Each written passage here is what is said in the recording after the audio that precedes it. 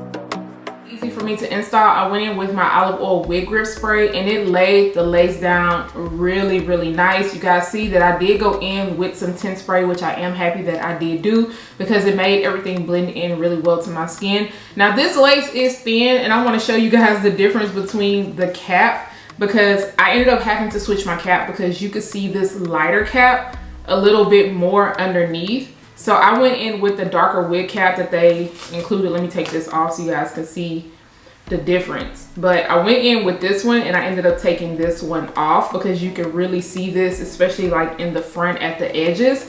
And once I put on the darker wig cap, everything just blended in really nice.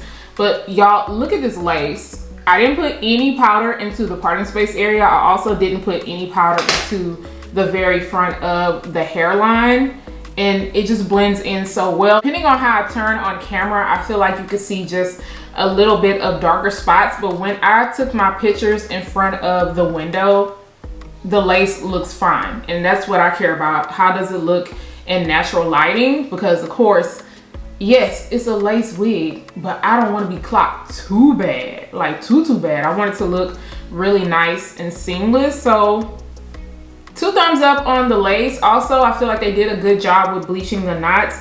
I do see like a little bit of area where the bleach kind of got, but it's not sloppy, okay? Because I've seen some sloppy bleach jobs.